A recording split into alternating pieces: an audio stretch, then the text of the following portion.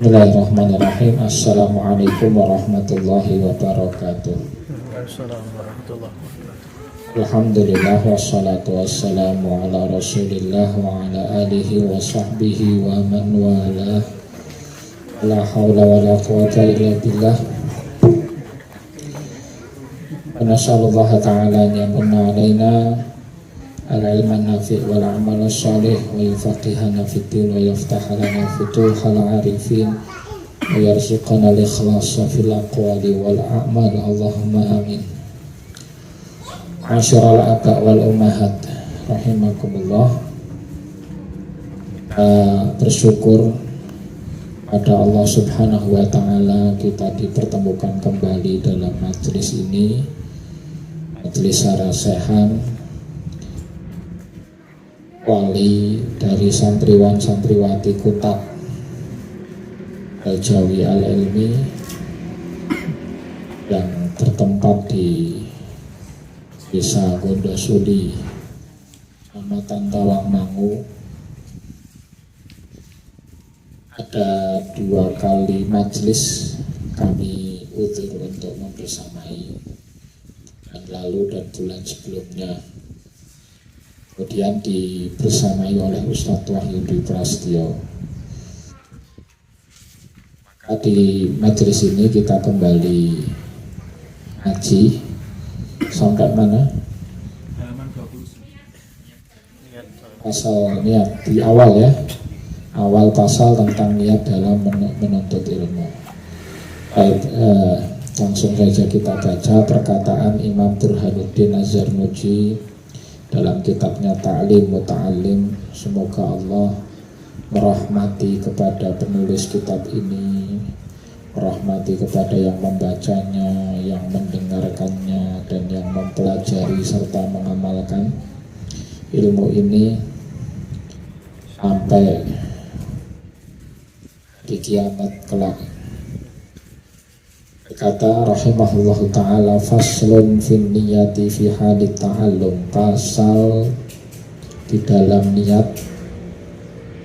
atau terkait niat di dalam kondisi belajar. Ummala buddalahu minan niyati fi zamani ta'allumil ilmi, kemudian diwajibkan baginya, lahu maksudnya bagi penuntut ilmu, minan niyah ya, diwajibkan bagi penuntut ilmu untuk niat di zaman ta'allumil ilmi, pada zaman ia atau pada waktu ia belajar ilmu. Idin niyatu hiyal aslu fi jami'il ahwal. Id'an niyatu, karena niat itu adalah asal, pondasi, fi jami'il ahwali, di dalam segala kondisi. Liqaulihi alaihi salatu wassalam, berdasarkan perkataan sabda Rasulullah SAW, innamal a'malu binniyat, sesungguhnya amal itu tentukan nilainya berdasarkan niat. Haditsun sahih riwayat Rasulullah sallallahu alaihi wasallam, hadis sahih yang diriwayatkan dari Rasulullah sallallahu alaihi wasallam. Kam min amalin yatasawwaru bi surati amali dunya, betapa banyak amal yang nampak, yatasawwaru ya, yang nampak secara lahirnya itu tergambar dengan gambaran amal-amal duniawi. Wa yasiru bi husnin niyati min amalil akhirah, kemudian dikarenakan baiknya niat, maka amal yang gambarannya atau tampakannya adalah gambaran amal duniawi berubah menjadi amal akhirat dikarenakan niat. Banyak contohnya amal-amal yang gambarnya gambar amalan duniawi, seperti seseorang mengerjakan aktivitas keseharian. Ada di sini bapak-bapak mencari nafkah, mencari rezeki yang halal. Itu amal dunia. Kerja dengan kesibukan masing-masing, ada yang dagang, ada yang petani, ada yang nelayan, ada yang jadi karyawan, ada yang jadi guru. Profesi pekerjaan itu kan sebetulnya akhirnya amal-amal duniawi, tapi bisa jadi amal akhirat kalau niatnya baik. Contoh, seorang kepala rumah tangga, bapak ataupun suami, dia bekerja untuk mengamalkan perintah Allah Subhanahu wa ta'ala, menunaikan kewajiban memberi nafkah kepada keluarga dari rezeki yang halal. Dengan diniati itu, maka amalan yang asalnya amalan dunia berubah levelnya jadi amal akhirat. Ummahat juga sama, kesehariannya ummahat disibukkan dengan kegiatan rumah tangga, ngurusi rumah, ngurusi anak, ya, nyapu, ngepel, nyuci, masak, jemur, nyetrika, pokoknya itu kerjaan setiap hari. Ini kerjaan-kerjaan duniawi. Surahnya, gambarannya dari pekerjaan itu pekerjaan duniawi. Tapi kalau diniati itu semua adalah khidmah kepada suaminya, kepada pasangannya, untuk kemaslahatan dan kebaikan rumah tangganya, dengan niat tersebut, maka amal dunia tadi itu naik level jadi amal akhirat. Wa kam min amalin yatasawwaru bi surati a'malil akhirati thumma yasiru min a'malid dunya bi su'in niyah. Maka min amalin, betapa banyak amalan yatasawwaru bi surati a'malil akhirah, tergambar pada amalan tersebut gambaran amal-amal akhirat, tetapi gara-gara buruknya niat, jeleknya niat, berubah menjadi amal dunia.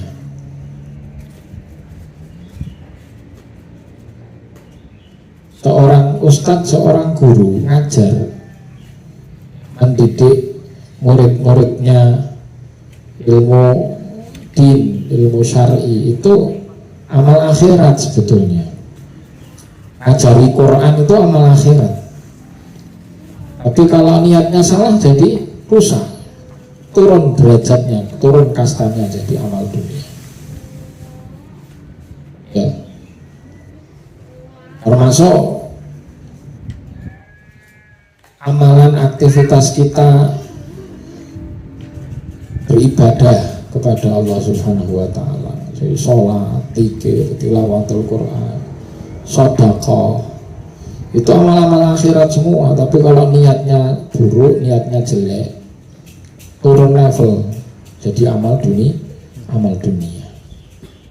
Itu semuanya dipengaruhi oleh kualitas niat. Wa yanbaghi an yanwiyal muta'allimu bi talabil ilmi ridallahi ta'ala. Wa yanbaghi, dan hendaknya seorang penuntut ilmu meniatkan dalam belajarnya itu mencari ridha Allah. Wa daral akhirah, dan mencari kebaikan negeri akhirat.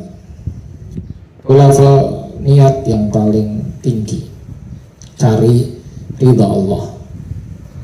Wa izalatal jahli an nafsihi wa an sairil juhal, menghilangkan kebodohan dari dirinya dan kebodohan dari orang-orang sekitarnya. Wa an sairil juhal, dan semua orang-orang yang bodoh.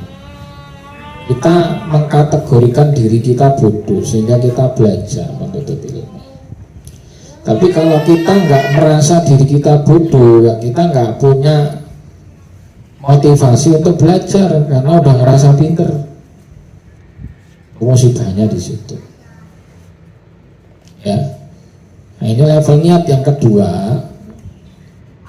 Termasuk abah dan umahat datang ke sini majelis sarasehan ini, kita ngaji, kita ta'lim harus diniati bahwa kita datang ke sini untuk menghilangkan kebodohan kita. Kalau datang ke sini cuma sekedar niatnya ini menghadiri undangan, ini nggak dapat pahala belajar. Kan emang padahal sama capeknya kita ke sini ya duduk nanti kita sama-sama duduk ya 1 jam atau lebih nanti. Kalau diniatinya hanya menghadiri undangan ya guru-guru kutab, diniati itu saja ya tidak dapat pahala belajar. Harus diniati belajar. Diniatinya saya belum paham terkait dengan adab menuntut ilmu, saya belum paham tata cara didik anak, saya belum paham perkara yang terkait dengan pengasuhan anak. Saya hadir di sini untuk belajar agar kebodohan saya ini hilang. Dengan niat itu maka dapat pahala. Kemudian wa ihya ad-dini wa ibqa'il Islam. Harus diniati untuk menghidupkan agama dan menjaga eksistensi agama Islam. Fa'inna baqa'al islami bil ilmi, karena eksistensi Islam itu terjaga dengan ilmu. Wala yasihhu zuhudu wa taqwa ma'al jahl, karena tidak sah kezuhudan dan ketakwaan bersama kejahilan. Nah, jadi Bapak dan Ummahat yang dimuliakan Allah, ini ada 3 level ilmu yang 3 level niat yang disampaikan. Yang pertama, tertinggi cari ridha Allah. Yang kedua, mengangkat kebodohan. Yang ketiga, menghidupkan syariat. Ada level yang keempat nanti disebutkan setelah ini, adalah bersyukur atas nikmat akal dan kesehatan badan. Kenapa kok ngaji? Kenapa kok hadiri majelis taklim? Diniatinya apa? Wong aku dikasih sehat, akalku ya baik, dikasih nikmat akal, dikasih nikmat sehat. Ya, digunakan untuk apa? Kedua nikmat tersebut, belajar. Ya. Syukur sama Allah, bersyukur kepada Allah atas nikmat, 2 nikmat itu. Itu seminim-minimnya.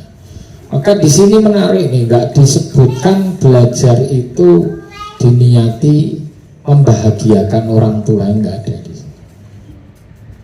Apa hukumnya anak belajar dengan niat membahagiakan orang tua? Dapat pahala belajar apa enggak?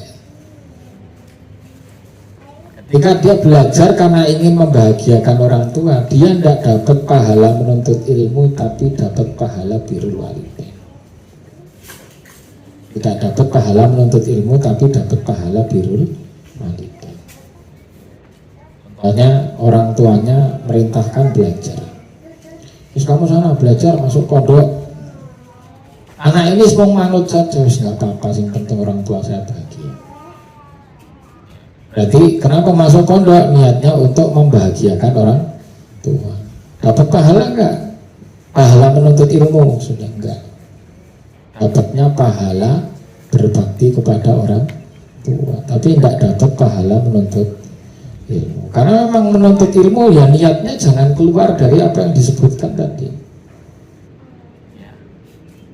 Antara cari ridha Allah ini yang paling tinggi, atau antara cari mengangkat kebodohan, atau tujuannya untuk menghidupkan syariat dengan ilmu, atau yang keempat tadi bersyukur atas nikmat akal dan juga kesehatan badan. Nah, penanaman niat kepada anak-anak di awal proses dia belajar itu penting. Justru sejak anak itu masih kecil, asalkan dia sudah bisa diajak diskusi, diajak ngobrol, sudah nyambung, sudah paham dengan apa yang kita katakan, umumnya 7 tahun. Umumnya 7 tahun. Maka orang tua harus sudah mulai ngarahkan anaknya. Kamu kenapa kok saya sekolahkan? Loh, kebanyakan anak-anak nggak ngerti loh, kenapa kok dia disekolahkan, nggak ngerti. Taunya ya ikut teman-temannya, banyak temannya ikut sekolah ya dia pengen sekolah.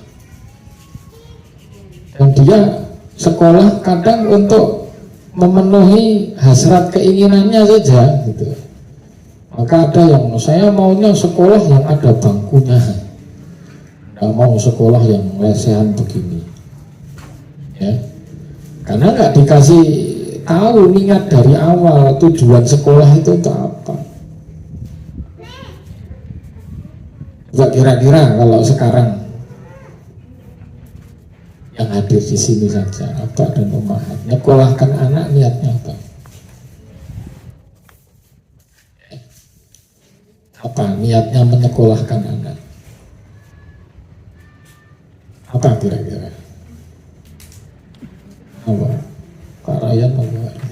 Ya kalau di pondok ya menjadikan anak soleh. Menjadikan anak Soleh. soleh. Masya Allah. Gugurkan kewajiban, Pak ya. Bagi orang tua betul gitu, menggugurkan kewajiban bagaimana jadikan anak itu soleh dan soleha.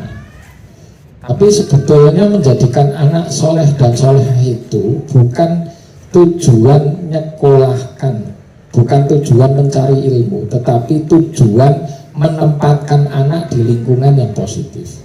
Kalau jenengan masukkan anak ke pondok, tujuannya agar jadi soleh dan soleha, itu lebih terkait dengan lingkungan positif yang ada di pondok.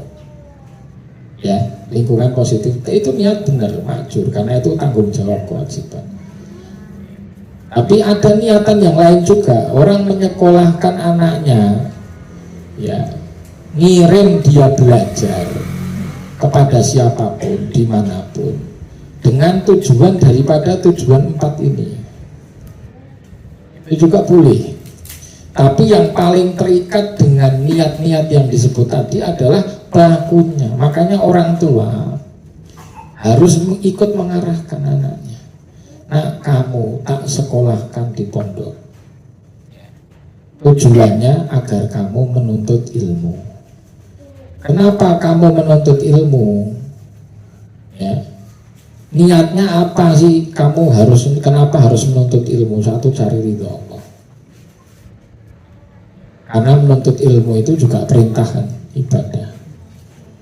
Ya, thalabul ilmi fardhatun, kan itu sudah disebutkan di awal kitab. Menuntut ilmu itu wajib. Anak terus diarahkan gitu. Kamu belajar itu untuk cari ridho Allah, Mas. Kamu belajar itu untuk menghilangkan kebodohanmu. Jangan sampai kamu nggak belajar, kamu nggak menuntut ilmu sehingga kamu bodoh. Kamu nggak ngerti halal haram, kamu nggak ngerti petunjuk syariat dalam menjalani hidup itu. Kan seringkali kita ini salah sangka dalam memandang sesuatu karena nggak ngerti ilmunya. Ya, terhadap fenomena kehidupan seringkali salah kaprah, salah pandang. Menganggapnya ini benar padahal salah, menganggapnya itu salah padahal benar. Kenapa kok begitu? Ya karena nggak tahu ilmu. Agar bisa benar mandangnya ya harus belajar dari ilmu. Ada di Raf'ul Jahl Nafsi wa An'i. Kemudian hakikat kehidupan itu kan perjalanan. Agar orang sampai tujuan harus ngerti jalannya. Ini ke kanan apa ke kiri? Ini lurus. Habis itu beloknya kemana? Persis kayak kita mau ke satu tujuan, mau ke Semarang, harus ngertilah jalan Semarang. Kalau nggak ngerti jalan ke Semarang, gimana mau sampai Semarang? Wah, sekarang kita gampang mau sampai, nggak ngerti asalkan manut Mbah Google. Mbah Google itulah ilmu gitu, ya kan? Sama, kita belajar, kita mengikuti petunjuk apa sih yang arahkan kita sampai ke tujuan? Ya petunjuk syariat. Syariat itu isinya ya ilmu kita jalani hidup ini. Ketika kita menghadapi sesuatu, oh ini harusnya nganan, ini yang benar. Ketika ada persimpangan, ada perempatan, bingung milih A, B, C, oh ini harusnya B. Itu syariat yang menentukan. Anak harus dipahamkan itu, dikasih tahu tujuan menuntut ilmu apa. Kalau ilmu itu bukan ilmu din, mungkin nggak begitu masalah orang meniatkan dengan niatan-niatan duniawi. Contoh, nak sana kamu belajar matematik agar bisa daftar kedokteran gitu, nggak masalah. Tapi kalau nak kamu hafal Quran biar bisa dapat beasiswa kedokteran, nah itu yang problem. Kenapa? Karena jadikan ilmu akhirat wasilah untuk cari dunia. Apa hukum belajar ilmu matematik agar diterima kedokteran? Hukumnya apa? Mubah? Mubah atau makruh atau haram? Nah, hukumnya mubah, tidak ada masalah. Wong itu dunia, untuk ilmu dunia wasilah untuk ngejar dunia, mubah, tidak apa-apa. Ya, belajar ilmu matematik untuk jadi dokter boleh. Tapi belajar Al-Quran untuk jadi dokter itu masalah, karena Quran ini ilmu apa? Akhirat. Nah, ini sering kali gitu sekarang. Kenapa kamu termotivasi ngafal Quran? Ya karena saya pengen jadi dokter. Hubungannya apa? Tapi ada pembenaran yang kadang begini, loh, Quran itu karena barokahnya, sehingga dengan belajar Quran orang akan dapat kemuliaan dari Allah. Kemuliaannya jadi dokter, kemuliaan jadi dokter. Jadi dokter itu ya belum tentu mulia. Agar jadi ustadz itu belum tentu mulia. Ya, belum tentu mulia. Memang pekerjaan dokter, pekerjaan ustadz bisa jadi pekerjaan yang mulia, tapi kemuliaan hakikinya itu bukan di pekerjaan itu. Kembali kepada masing-masing meniatkan pekerjaan ini nanti untuk nyari apa. Jadi ustadz ceramah, dakwah kesana kemari, tujuannya cari amplop, mulia apa enggak? Enggak mulia juga. Oh, jadi penceramah kan itu pekerjaan yang mulia. Mulia di sisi siapa? Kalau di sisi Allah dilihat dari niat. Kalau di sisi manusia, ya dohirnya dia nyeramai orang, dohirnya dia ngajarin orang, itu mulia dohirnya. Tapi batinnya di sisi Allah Subhanahu wa Ta'ala yang menilai. Ini masalah-masalah begini ini masalah batin. Ya, seringkali orang lalai, fokus hanya kepada perkara-perkara yang dohir. Akhirnya karena salah niat tidak sampai kepada tujuan, nggak dapat pahala, bisa jadi malah dosa. Niat ini penting sekali. Maka disebutkan di sini tidak sah kezuhudan dan ketakwaan dibarengi dengan kebodohan. Orang pengen ngamalkan zuhud tapi nggak tahu ilmunya zuhud, dosa, mesti salah soalnya. Orang pengen ngamalkan takwa tapi nggak tahu ilmunya takwa, dosa, karena salah mesti takwanya. Wasilah untuk dia mengamalkan amalan tersebut belum sampai. Wa ansada Syekhul Imamul Ajallu Burhanuddin Sahibul Hidayah, gurunya Imam Zarnuji namanya Imam Burhanuddin Sahibul Hidayah. Beliau menyampaikan satu syair yang dinisbatkan kepada ya beberapa ulama di masanya. Fasadun kabirun alimun mutahadik, fasadun kabirun alimun mutahadikun. Kerusakan yang besar ketika ada seorang alim yang sembrono, alim yang nyeleneh, alim yang tidak mengamalkan ilmunya, membawa kerusakan. Seorang alim tapi tidak mengamalkan ilmunya, itu membawa kerusakan.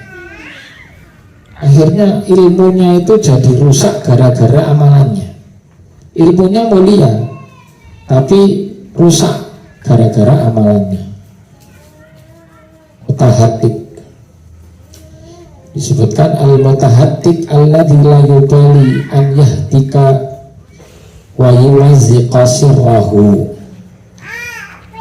Seorang alim mutahattik itu adalah dia yang tidak peduli bahwa rahasianya itu rusak, ya. Wal alimul mutahattik huwa alladhi yaf'alu khilafa syar'i minal af'ali radhi'ah. Alim mutahattik itu adalah seorang alim yang mengamalkan perkara-perkara yang menyelisihi syariat, perkara-perkara buruk yang menyelisihi syariat. Wala yubali an yaftadhiha, dan dia tidak peduli kalau amalan itu terbuka, diketahui orang. Yang seperti ini kerusakan yang besar. Ketika ada yang seperti ini, kerusakannya besar, menimpakan kerusakan besar di tengah-tengah masyarakat. Karena akhirnya masyarakat, mosok si orang alim kok gitu, mosok kok kiai kelakuannya begitu, mosok kok ustadz kelakuannya begitu. Akhirnya orang tidak menghormati ilmu yang dibawa olehnya. Bahkan akhirnya orang menganggap bahwa ilmu itu tidak ada nilainya, karena melihat, mosok orang yang punya ilmu malahan amalannya begitu. Repotnya lagi kalau kemudian amalan buruknya itu ditiru sama orang awam. Lah wong kiai itu aja gitu kok, saya kan cuma ikut, gitu. Itu kerusakan yang besar. Fasadun kabirun alimun mutahattik wa akbaru minhu jahilun mutanasik. Tapi lebih besar kerusakannya dibanding yang tadi adalah kerusakan yang diakibatkan orang bodoh tapi macak. Macak itu apa? Berpenampilan, bergaya seperti dia itu alim, bergaya ahli ibadah, ya. Orang bodoh tapi tampilannya kayak ahli ibadah,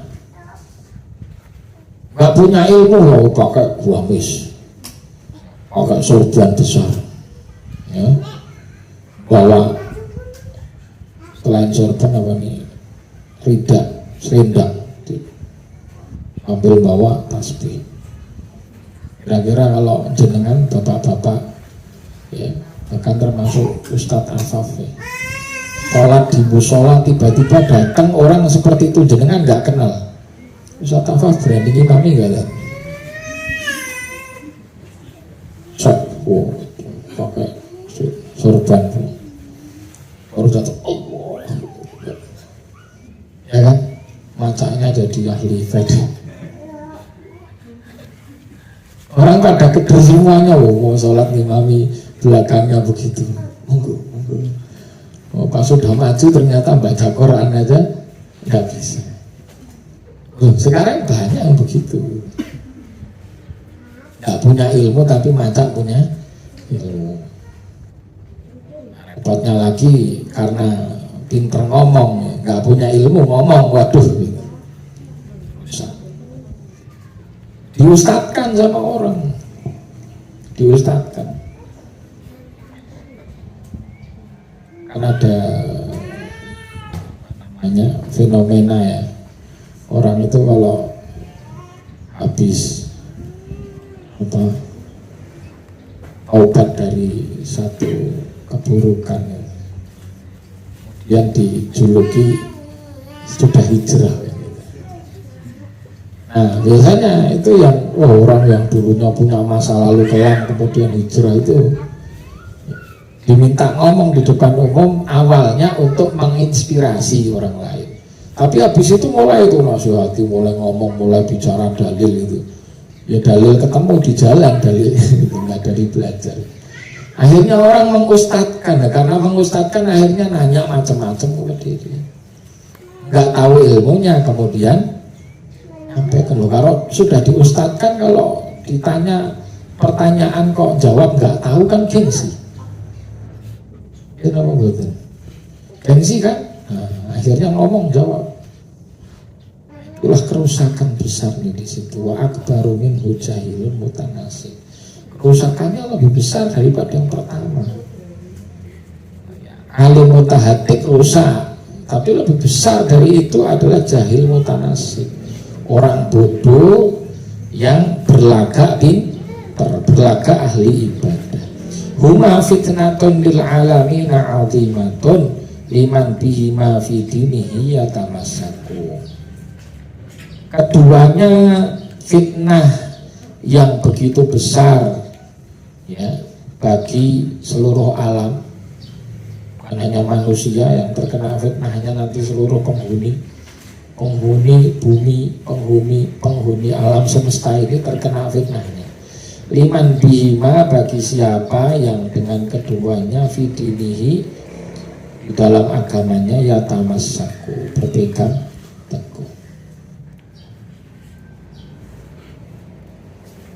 Jadi orang yang berpegang atau berpatokan kepada dua tadi, alim mutahatik atau jahil mutanasik, itu terkena fitnah yang besar. Terkena fitnah yang besar, terkena ujian yang besar. Ya harusnya bagaimana? Ya berlepas diri dari alim mutahatik, juga berlepas diri dari jahil mutanasik. Pada siapa kita berpegang? Fas'alu ahla dzikri, kepada ahli dzikri, kepada alim adil. Alim adil dulu istilah ulama-ulama kita dulu, kiai kita dulu ngasih pengarahan kalau mau belajar itu belajar kepada ngalim adil. Alim itu orang yang alim, punya ilmu. Adil itu yang menegakkan ilmunya. Lawan dari adil adalah fasik. Lawan dari adil adalah fasik. Fasik itu yang terang-terangan berbuat maksiat. Adil itu yang dia menegakkan ilmunya, mengamalkan ilmunya. Baik. Disebutkan wayan wiyabihi syukra ala nikmatil aqli wa sihhatil badan. Ini tadi yang sudah kita sebutkan, dan juga meniatkan dalam menuntut ilmu bersyukur atas nikmat akal dan kesehatan badan.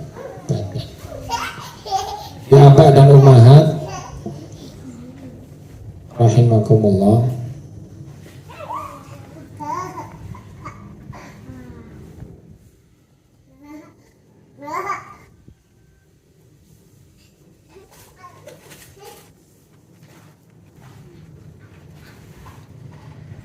dari materi yang sudah kami sampaikan ini,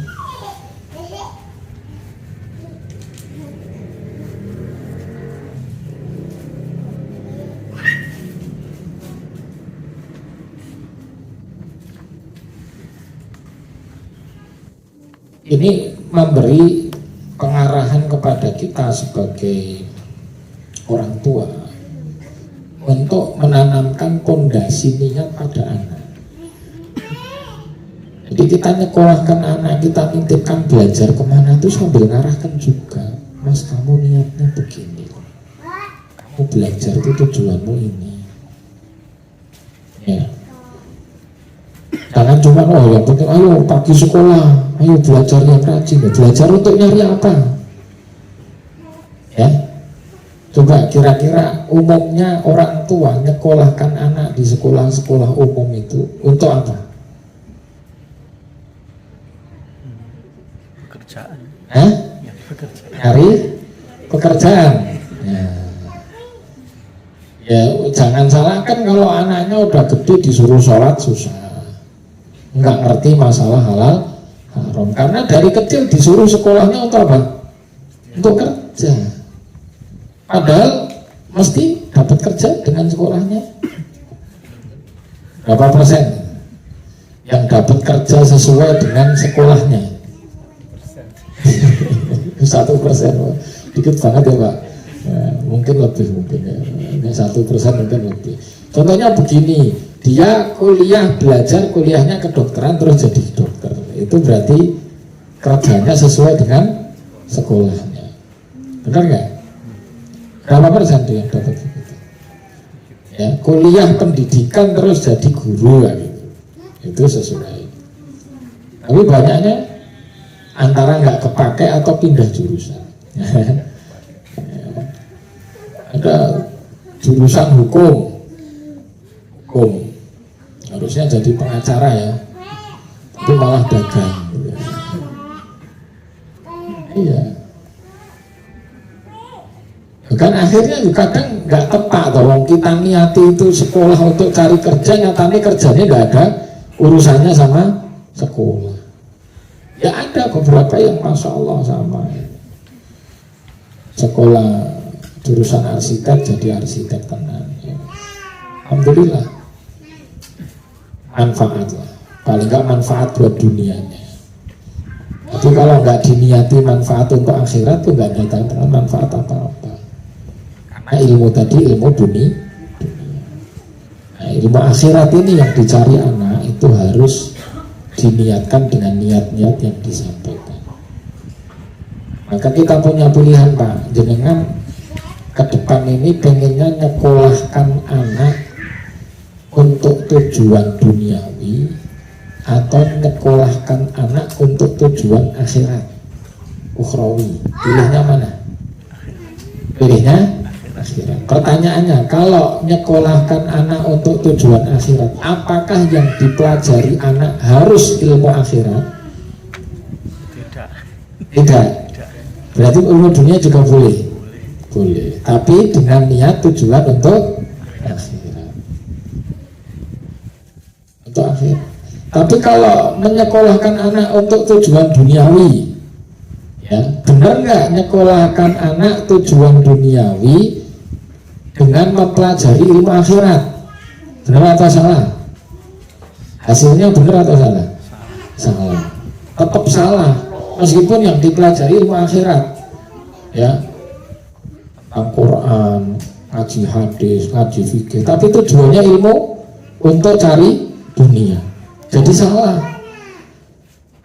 Sebaliknya kalau tujuannya untuk cari akhirat, padahal belajarnya matematik, padahal belajarnya biologi, tapi untuk ngejar cari akhirat, jadi benar. Memang bagaimana caranya belajar matematik tapi untuk tujuan akhirat? Nah, bagaimana dengan ilmunya itu dia bisa memberi manfaat bagi orang lain, memberi manfaat bagi agamanya, berkhidmah buat perjuangan Islam. Kalau ilmunya diniatkan untuk itu, berpahala. Padahal ilmu dunia, ya. Belajar ilmu kimia, belajar teknik nuklir, buat bikin senjata nuklir bagi pertahanan kaum muslimin. Coba kalau umat Islam punya senjata nuklir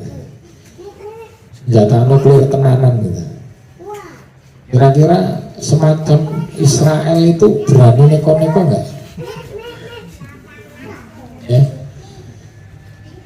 kan dia yang nuduh, oh ini di situ ada senjata nuklir, nuduh doang gitu, yang punya dia sebetulnya. Karena dia tahu bahwa umat Islam itu tidak punya apa-apa, akhirnya berani sembrono. Coba kalau kita ya ada ahli nuklir itu, kemudian Indonesia ini ternyata bisa memproduksi senjata nuklir, musuh-musuh Islam kira-kira bisa neko-neko enggak? Nggak bisa neko-neko, karena kita punya hibah. Banyak nanti di setiap perkara ilmu dunia, ya, yang diniatkan untuk kemaslahatan umum, untuk berkhidmah bagi agama, itu mendatangkan manfaat, dibenarkan secara syariat. Lebih-lebih lagi kalau kemudian anak kita diarahkan belajar ilmu agama dengan tujuan tadi ihya'uddin, menghidupkan agama, wa ibqa'il Islam, menjaga eksistensi Islam. Karena Islam ini kalau ilmunya sudah hilang, ya sudah tidak tersisa dari Islam, cuma tersisa nama, tapi realita dan hakikatnya berbeda. Kalau orang tahu ilmu tentang sholawat yang semestinya, ya sholawat dikerjakan dengan tata cara yang semestinya. Tapi kalau nggak ngerti ilmunya, ya sholawatan sambil joget-joget gitu. Apakah Islam menganjurkan sholawatan seperti itu? Tidak. Tapi Banyak orang menganggap yang begitu itu benar. Apa yang menjadikan dia menganggap seperti itu? Ya karena bodoh, karena nggak ngerti ilmunya. Ya, sehingga dianggap oh yang penting sholawatan itu mesti apik, meskipun sama joget-joget. Bahaya, ya, bahaya sekali. Nanti banyak, kadang ada golongan ekstremis yang menggambarkan kepada kita bagian dari syariat, tapi penegakannya nggak sesuai ilmu. Beberapa tahun lalu kan rame ketika muncul fitnah ISIS. Oh, digambarkan bahwa kami ini negara Islam yang menegakkan syariat, bahwa di negara kami ini ada orang yang berzina kami rajam, ada orang yang mencuri dipotong tangan. Wah, ini mereka bikin video bagaimana mereka merajam orang, bagaimana mereka potong tangan, itu video. Tapi apakah benar tahapan potong tangan dan merajamnya itu sesuai syariat Islam? Belum tentu. Belum tentu. Ternyata penegakan hukum hadnya tidak sesuai dengan aturan dan syarat-syarat ketentuan yang ditetapkan dalam fikih Islam. Itu jujur malah merusak agama. Ya. Justru bahaya orang tuh kalau bermaksiat, ya, menyelisihi syariat, tapi dia sadar bahwa yang dia lakukan itu menyelisih syariat, itu lebih ringan, mudah diingatkan dan mudah disadarkan. Kenapa? Karena dia sadar yang dia lakukan salah. Tapi orang kalau gara-gara kebodohan, dia bisa menganggap perkara salah jadi benar, perkara benar jadi salah. Kalau sudah begini meluruskannya susah. Dikasih tahu kamu salah, saya benar. Padahal nggak punya ilmu, nggak punya dasar. Inilah kebodohan ini sekarang begitu masif. Masyarakat kita masyarakat modern, masya Allah, berkemajuan, berteknologi, tapi bodoh terhadap hakikat syariat. Nah, jangan sampai anak-anak kita itu masuk ke seperti itu. Setidaknya kita kawal, kita membersamai anak sampai usia balik itu tuntas. Mereka mempelajari dasar-dasar agama dengan niat yang benar agar hidup mereka nanti insya Allah bermanfaat, ilmunya bermanfaat, mendatangkan pahala di sisi Allah Subhanahu wa Ta'ala. Ini mungkin yang bisa kami bahas. Setelah ini kan ada niat-niat yang diharamkan, yang dilarang. Wala yanwi bihi iqbalan nasi ilaihi walastijlabah hutami dunya dan seterusnya. Ini nanti keterangannya masih panjang, insya Allah kita bahas di kesempatan pertemuan yang akan datang bulan Dzulqa'dah kayaknya. Bulan Ramadan kami izin, Syawal kalau Ahad ketiga nampaknya belum mulai aktif. Kemudian ya ketemunya nanti bulan Dzulqa'dah ya, 3 bulan ke depan ini insya Allah nih, 3 bulan ke depan. Jadi ini majelis terakhir sebelum kita libur. Itu mungkin yang bisa kami sampaikan. Selanjutnya mungkin ada pertanyaan, diskusi kami buka. Monggo para otak dan umahat silahkan ditanyakan, termasuk korelasinya nilai-nilai ini di dalam penerapan pendidikan kita di Kutab. Boleh juga untuk kita diskusikan. Barakallahu fikum wa sallallahu wa sallim wa barik ala Muhammad wa ala alihi wa sahbihi wa sallam tasliman katsiran. Monggo.